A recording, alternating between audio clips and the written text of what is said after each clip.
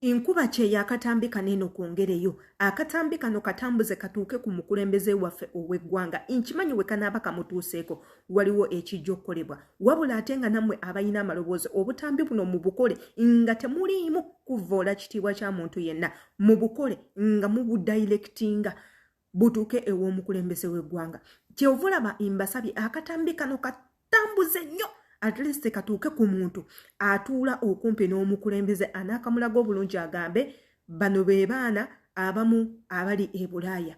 On behalf of abakolera e Bulaaya nze nvuddeyo mostly twogera ku abo abali mu nsi z'Obuwarabu kubanga nange gye ndi. Ze nsonga ze tugenda okwogerako yenze Sheila Adita kwata mu link ekulete ku YouTube channel yange ogenda kubanga onsangayo. Ensonga z'Abakadama, ensonga z'abankuba kyejo naddala abaana ba housemaid be basinga okubeera mu embeera embi, be basinga okutulugunyizibwa, be basinga okukola nga tewaweebwa musaala, be batafuna day off, be batasasulwa bulungi, be batulugunya okufaako obufi okuli n'emize emirala, okuli okurepingibwa, okukubibwa, okusula kutaka obutaweebwa ebyo bye mwasayininga mu contract. Omuntu agenda kungamba omukulembeze w'eggwanga bye mukwatirako wa. Nze nkimanyi nti omukulembeze owaffe ow'eggwanga Yoweri Kaguta Museveni bino byenjogerako asobola okubikola kuzibiriza kutemya just like this ng'ensonga enaagikutuddewo kubanga tewali kimwetaagisa kukwata mmundu nti agenda kulumba Buwarabu. Tewali kimwetaagisa kukola video nti alumba Muwarabu. Tewali kimwetaagisa kuteekamu maanyi mangi nti alumba Muwarabu. Just a mere message, a mere tweet ku ando ye eya Twitter, a mere message ku page ye eya Facebook kimala okukyusa enseene ey'Obuwarabu. Tekyetaaga kuteekawo nsasagge kuyomba na Muwarabu oba kumusindikira message oba kumugamba nze ngenda bakuba amasazi. Tekyetaagisa just message emu bwete. Omukulembeze n'avaayo n'agamba nti nze nabawa abaana bange bajje bakolereyo emirimu babatuuseeko services nga eimu yange njagala kugaziya ku mirimu, njagala kuwa abaana opportunities abatalina mirimu nabo okwekulaakulanya ng'abantu. Nabawa abaana abo okukolera eyo nga tuteekawo nkolagana wakati w'ensi zaffe za Africa nammwe ensi za Asia. Ne mbasindikira abaana bano eno bakole nammwe wabula so si kubatta. Ebintu by'okutta abantu bange be mbasindikira okukola sikkiriziganya nakyo era kintu kikyamu ekyo n'akigaana. Era n'ateekako n'agamba nze abaana abange okukola nga tebasasulwa sigenda kukikkiriza, okuba tokyali nga sigenda kikkiriza, okuba rapinga sigenda kukikkiriza, okubasiba nga tewali misango gikakasibwa nti bagikoze sigenda kubanga akikkiriza. Era ateekeko enkolagana yange nammwe eba egenda kuggwawo immediately mu bintu by'okutulugunya abaana bange. Kakibe ekisembayo mulekerawo okutta abaana bange. Era ora ateekeko agambe ekigenda wekinayanga kigenda mu maaso nja kuteekinga action.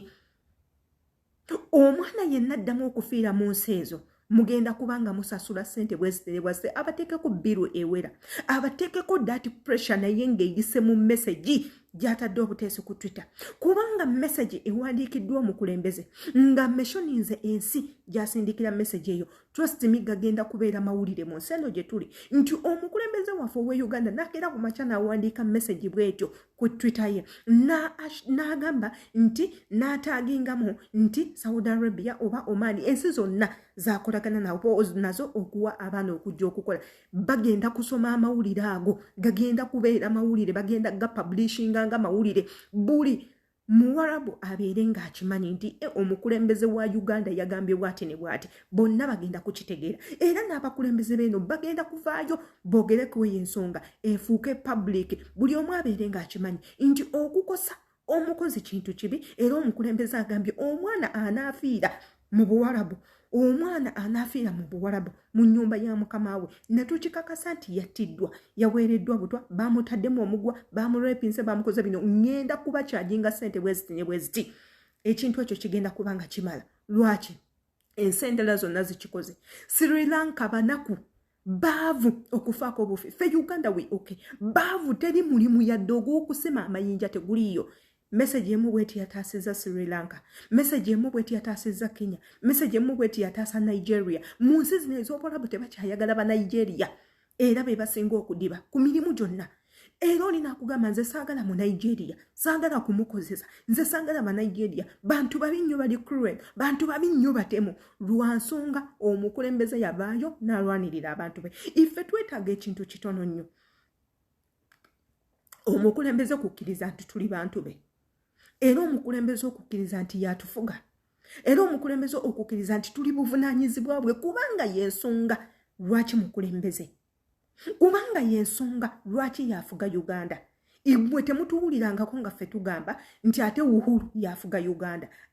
Tugamba Museveni, Kaguta Museveni yafuga Uganda. That means ebiri mu Uganda n'abana Uganda bonna buvunaanyizibwabwe. Kati omuntu wavayo n'atugamba nti tetulina kumukaabira kubanga tebimukwatako. Ate nga companies ezireeta abaana e Bulaaya ziri mu nsi ye ng'azimanyi bulungi kuba bamwanjulira ebintu ebyo. Ate bwe tufuna obuzibu ne tuvaayo tumukabira ate mmwe ne mutukomako nti tetusobola. Ekintu ekyo kibeera kikyamu. Gwe okirowoozaako ki? Amanya yenze Shila Adita video eno gyongereyo asangayo ku YouTube channel. Imbagala nnyo.